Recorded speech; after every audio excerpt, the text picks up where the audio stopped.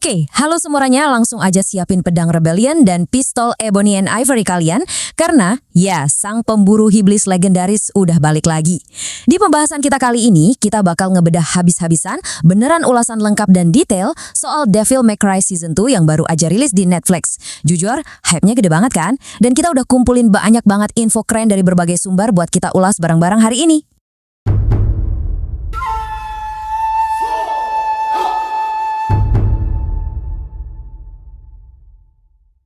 Oke, mari kita bahas lebih dalam ya.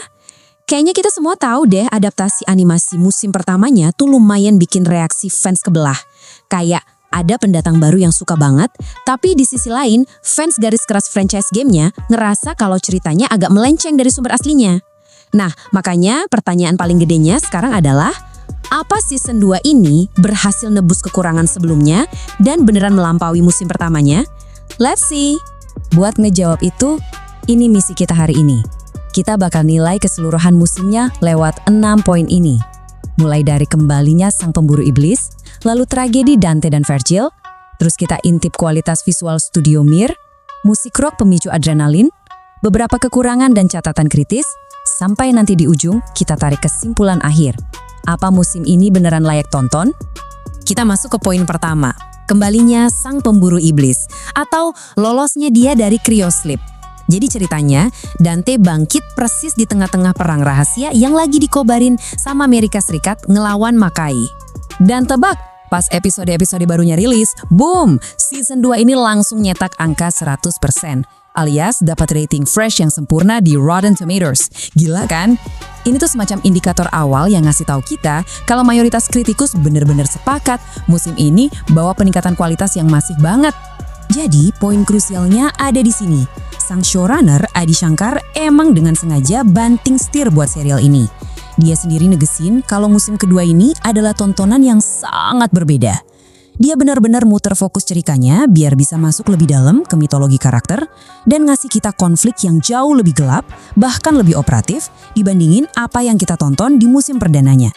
Pergeseran fokus tadi ngebawa kita langsung ke poin kedua yang bisa dibilang jadi jantung emosional di musim ini. Tragedi Dante dan Vergil. Ya, akhirnya serial ini berani ngalih dalam banget soal ikatan persaudaraan yang retak antara dua anak Sparda ini. Nah, mari kita turunin temponya bentar dan lihat garis waktu trauma mereka. Semuanya kan bermula di masa kecil pas rumah mereka diserang iblis dan ibu yang sangat mereka cintai, Eva, terbunuh. Kejadian ini bikin mereka terpisah.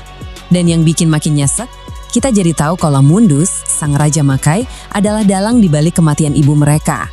Tapi ironisnya nih, Mundus juga yang mungut dan memanipulasi Vergil dari kecil sampai dia benar-benar percaya kalau kekuatan absolut itu segalanya. Realitas pahit inilah yang ngebentuk takdir si kembar yang ujung-ujungnya pecah jadi pertempuran fatal di Makai. Sekarang, apa yang benar-benar menarik dari hal ini adalah gimana dua saudara kembar ini ngerespons trauma yang persis sama, tapi dengan mekanisme coping yang benar-benar beda 180 derajat. Di satu sisi ada Dante. Dia nyoba nutupin lukanya pakai humor, gaya yang pede abis sambil tetap mertahanin kemanusiaannya. Di sisi lain, Vergil malah ngubur dalam-dalam semua emosinya dan murni cuma fokus buat dapat kekuatan absolut di Makai. Dinamika psikologis yang rumit ini benar-benar dihidupkan dengan brilian lewat akting suara Johnny Young Bosch dan Robbie Damon. Dapat banget feel-nya. Oke, kita gas ke poin ketiga, kualitas visual dari Studio Mir yang benar-benar naik level. Buat kalian yang nonton ini demi aksi cepat yang manjain mata, percaya deh kalian gak bakal kecewa. Secara visual, musim ini tuh nyajiin perpaduan sinematik yang mulus banget antara animasi 2 dimensi tradisional sama desain iblis berformat 3D CGI.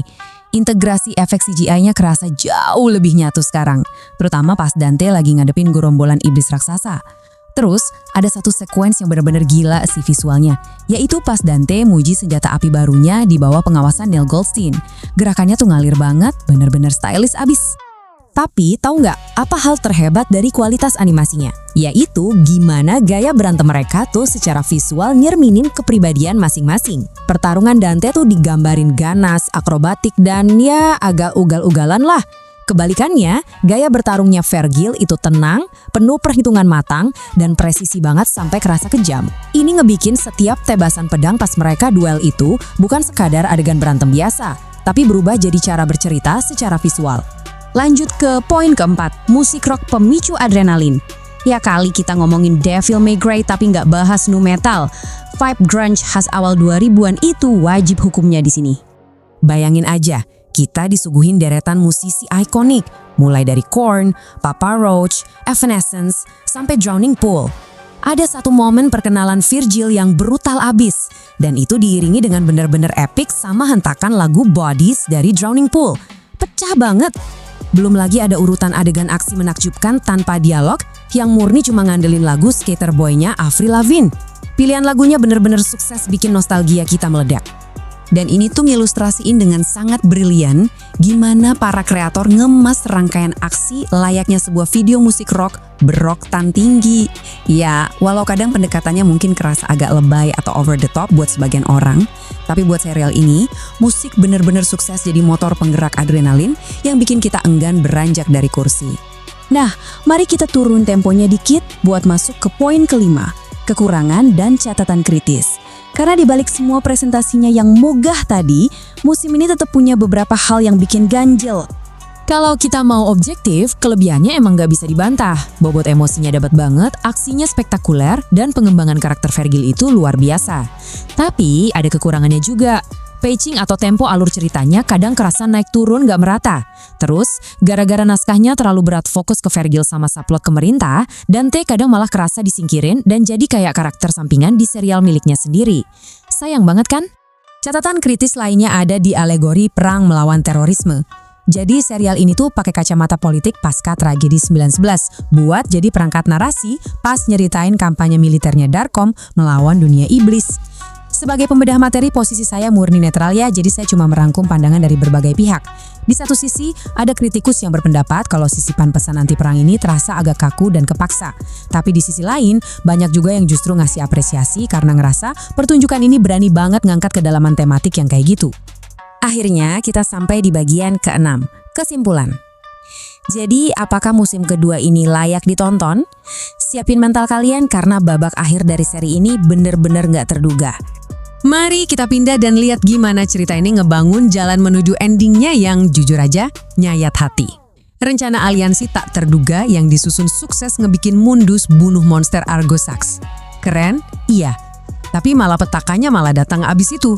Vergil ngalahin Dante di duel yang emosional banget, terus ngebuang adiknya itu balik ke bumi sendirian dan nutup portalnya. Di sisi lain, karakter Lady malah nemuin fakta super kelam kalau iblis Jester itu ternyata ayah kandungnya sendiri, John Arkham. Gila sih ini. Sebagai kesimpulan, walau tetap ada beberapa ketidaksempurnaan soal ritme ceritanya, season 2 ini adalah sebuah kemajuan yang masif banget. Jauh lebih baik secara emosional dan visual dibandingin musim pertamanya. Nah, dengan akhir yang gantung abis tadi, pertanyaannya sekarang cuma satu. Apakah kalian udah siap buat nyusul Vergil ke perjalanan kelam di Makai buat season 3 nanti? Tulis opini kalian ya, karena kisah perburuan iblis ini masih jauh dari kata tamat. Oke deh, sampai jumpa di ulasan materi berikutnya yang pastinya nggak kalah seru.